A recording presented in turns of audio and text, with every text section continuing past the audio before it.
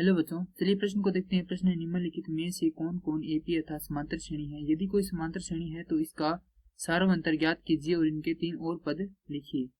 हमें श्रेणी दी गई है 1 की घात 2, 3 की घात 2, 5 की घात 2, 7 की घात 2, इसी प्रकार से आगे चलती रहती है।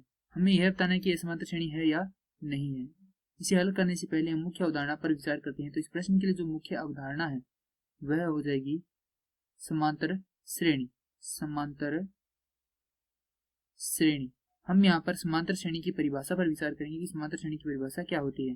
तो समांतर श्रेणी की परिभाषा हो जाएगी वह अनुक्रम जिसके प्रत्येक दो क्रमागत पदों का अंतर समान रहे, समांतर श्रेणी कहलाती है। इसके रूप के बारे में बात करें तो यह इस रूप में होती है। इसका पहला पद ए, प्रथम, द्वितीय इसी प्रकार से आगे चलते रहते हैं और nवां पद हो जाता है ए एन।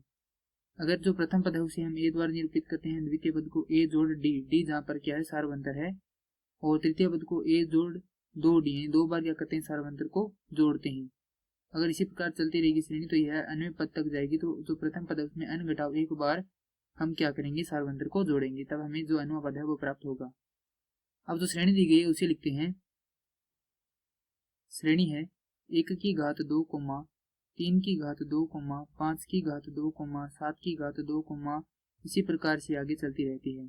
हमें यहाँ पर सबसे पहले सार्वंतर ज्ञात करना है। अगर सार्वंतर बराबर होगा तो यह समांतर श्रेणी होगी, अगर ये सार्वंतर बराबर नहीं होगा तो समांतर श्रेणी नहीं होगी। सार्वंतर बराबर का अर्थ है कि यहाँ पर जो द्वितीय और जो प्रथम पद है इन दोनों के बीच का अंतर, और जो तृतीय और द्वितीय पद है इन दोनों के बीच का अंतर, यानी कि कोई भी दो क्रमागत पद है उनके बीच का अंतर क्या रहना चाहिए, बराबर रहना चाहिए। जैसे कि यहाँ पर इसका सूत्र होता है ए की घात ए एन घटाव 1, अर्थात nवें पद में से जो उससे पहले वाला पद है वह घटाएंगे, जहाँ पर n का मान क्या नहीं हो सकता, 1 नहीं हो सकता।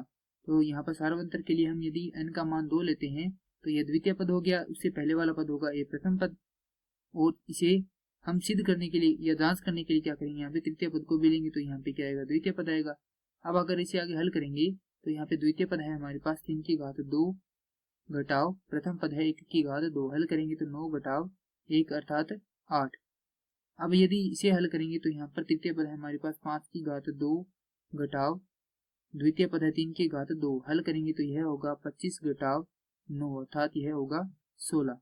तो इस श्रेणी का जो प्रथम पद है वह है 1 तथा इसका जो सार्वंतर है वह बराबर नहीं आ रहा है। इसका मतलब सार्वंतर क्या है, इसका समान नहीं है। तो हम यहाँ पर लिख सकते हैं कि सार्वंतर समान नहीं है, अतः यह समांतर श्रेणी, यह समांतर श्रेणी नहीं है। और यह समांतर श्रेणी नहीं है तो हमें इसके आगे वाले 3 पद ज्ञात करने की आवश्यकता नहीं है। तुम्हारे प्रश्न के लिए सही उत्तर हो जाएगा यह सार्वंतर समान नहीं है, अतः यह समांतर श्रेणी नहीं है। मैं आशा करता हूँ कि यह प्रश्न आपको समझ में आया होगा। धन्यवाद।